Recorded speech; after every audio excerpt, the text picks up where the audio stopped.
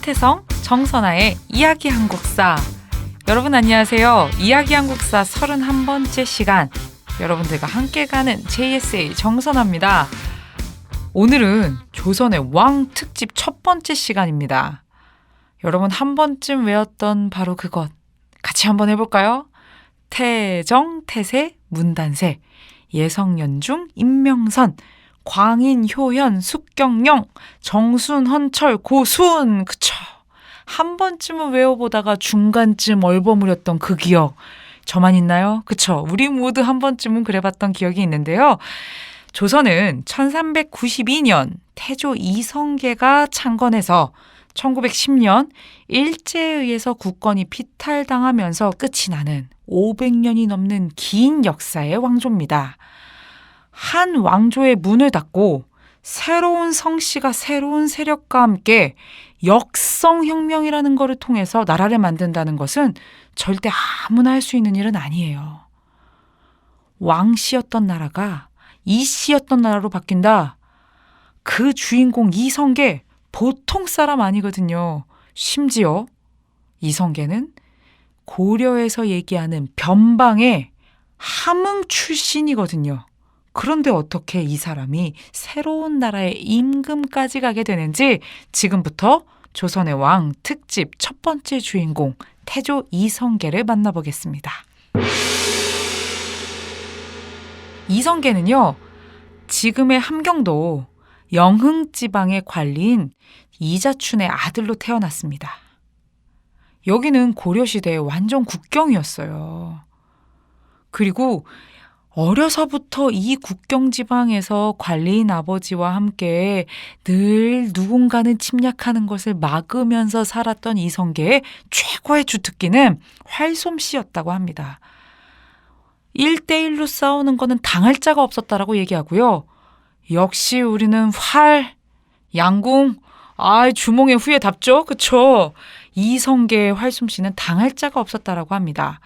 이자춘이 세상을 떠나자 고려 조정에서는 이성계에게 아버지의 뒤를 이어서 이 동북 지역의 병마사라고 하는 벼슬을 내렸어요. 왜냐하면 당시 고려는요, 북쪽으로는 홍건적이, 남쪽에서는 왜구, 일본 쪽에서 건너오는 해적 집단을 얘기합니다. 왜구가 득실득실해서 나라가 정말 위아래로 혼란스러운 상황이었거든요. 근데 무예의 달인이자 그렇게 아랫사람들이 완전 카리스마와 그 덕에 추앙했던 장수였던 이성계, 고려 조정에서도 당연히 눈여겨봤겠죠. 그리고 이성계는요, 전쟁을 나가면 나갈 때마다 승승장구합니다. 그 활약이 너무나 대단해서 고려 말 정말 빅스타로 떠오른 인물, 그 사람이 바로 이성계입니다. 하지만 여러분, 제 아무리 영웅이고 뜨는 해고 어쩌고 저쩌고 해도요, 이성계의 출신은 함경도라고 하는 변방 지역이었고요. 고려는 권문세족이 지금 짱짱하게 정치 권력과 경제 권력을 독점하고 이게 안 무너지고 있고요. 신진사대부들이 막 개혁하려고 애쓰고 있고 이런 상황이고요. 어쨌건 변방의 촌뜨기라는 그러한 위치를 갖고 있었던 사람이 이성계입니다. 그런데 이 이성계가 본격적으로 정치적 실권을 갖게 되는 사건이 있었으니 바로 여러분이 잘 알고 있는 위화도에서 유턴했네요. 바로 위화도 회군입니다. 위화도라고 하는 섬에서 군대를 돌렸다라는 뜻입니다. 그러면 과연 이것은 어떻게 가능했는지 지금 그 역사 속으로 함께 떠나보도록 하겠습니다. 때는 1388년, 이성계는 우왕의 명령을 받아 요동정벌을 하러 떠납니다. 그 당시 우리 고려의 상황을 좀 말씀드리자면요, 원나라가 짱짱하게 잘 나가다가 이제 막 쇠퇴해요. 지는 해입니다. 그리고 저쪽에서는요, 명이라고 하는 한족이 세운 그 나라가 막 뜨는 스타예요. 그런데 이 명나라가 고려에 요구합니다. 뭘 요구하느냐? 야, 니네 저쪽에 옛날 쌍송 총관부 자리, 즉 철령 이북의 그 땅 말이야, 그거 내놔라. 그거 니네 옛날에 원나라한테 바쳤던 땅이잖아. 근데 니네가 그거 공민왕이 무력으로 다시 수복해서 지금 고려 땅이라고 하고 있잖냐? 그 땅 우리한테 이제 내놔. 원은 이제 끝났고 우리가 뜨는 태양이야. 우리가 그 땅 가질 거야. 내놔 라고 얘기합니다.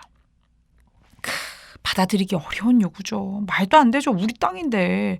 근데 그때 이 우왕과 고려의 실권자였던 최영은요, 이 요구를 단호하게 거절합니다. 그리고 뭐라고 하느냐? 이 명나라의 요동을 정벌하겠다라고 합니다. 와, 쉽지 않은 상황이에요. 명이 이제 막 새롭게 만들어진 불과 20년밖에 안 된 나라라고는 하나 지금 명 굉장히 세거든요. 그런데 우왕과 최영은요, 명나라의 요동을 정벌하면서 명나라로 쳐들어가겠다는 겁니다. 이때 이성계가 안 된다고 얘기해요. 아니다. 지금 이거 잘못된 명령이다. 요동 정벌 불가능하다. 하지만 왕의 명령이지 않습니까? 그래서 이성계는 출발합니다. 터덜 이성계는 군사 5만을 이끌고요. 요동을 향해 떠나서 압록강의 위화도까지 가요. 최영이 진짜 이 요동 정벌의 총사령관이었지만 최영은 우왕 곁에 개성에 같이 있었고요. 진짜 싸움을 하러 간 거는 이성계예요. 그리고 이 이성계는 처음부터 끝까지 이 요동 정벌은 현실성이 없다고 판단했거든요. 그래서 결국엔 이 위화도에서 말머리를 돌려버립니다. 그리고 엄청난 속도로 다시 개성으로 진격해서 이성계는 최영을 제거하고 우왕을 폐위시켜버려요. 그리고 우왕의 뒤를 이어 어린 창왕을 즉위시킵니다. 그리고 불과 얼마 되지 않아 다시 공양왕이라고 하는 왕을 앉혀요. 이 공양왕이 고려의 마지막 왕이 됩니다. 이 위화도 회군 이후에 최영 세력을 제거하면서 이성계는 진짜로 정치적 실권을 장악했고요. 그리고 그 이후에 고려의 가장 큰 문제로 얘기되었던 토지 문제인 권문세족이 완전히 장악하고 있던 이 토지 문제를 건드려서 개혁을 하게 됩니다. 이 개혁이 바로 과전법이에요. 1391년 고려가 멸망하기 1년 전에 이성계와 이성계의 파트너인 신진사대부 급진파 정도전이 함께 시행한 토지제도입니다. 이 과전법의 핵심은 무엇이냐? 이거예요. 신진사대부들, 즉 고려의 신하들에게 토지를 주는데 영원히 그 토지를 가져라가 아니라 그 토지에서 네가 나를 위해 충성하고 나라를 위해 충성하는 대가, 관리의 직역의 대가로 땅을 주는 것이 아니라 그 땅에서 나는 수확물 중에 일부를 대가로 가져갈 수 있는 그 권리를 줍니다. 그렇기 때문에 내 신하가 더 이상 아니면 혹은 그 신하가 죽게 되면 이 땅은 원칙적으로 누구에게 반납해야 되느냐? 그쵸, 국가에 반환하게 되는 거죠. 이 제도가 과전법입니다. 권문세족이 소유하고 있던 땅을 뺏어서 이거를 가지고 과전법이라고 하는 토지개혁을 하게 된 이성계. 수많은 신진사대부들은요, 이 과전법을 기점으로 해서 이성계에게 더욱더 마음과 지지와 함께 가겠다라고 하는 의사를 표명하게 되고요. 이러한 신진사대부들 중에 세술은 세부대에 새로운 나라 건설을 지지한다라고 했던 이 급진파 혹은 혁명파 사대부들에 의해 결국엔 1392년 새로운 나라 조선이 건국되고요. 공양왕은 이 옥새를 이성계에게 넘기게 됩니다. 개경에서 1392년 7월에 즉위한 이성계는요, 개경이 아닌 새로운 나라의 새로운 수도 한양을 지정하고 1394년 천도를 단행하게 되죠. 이게 바로 조선이에요.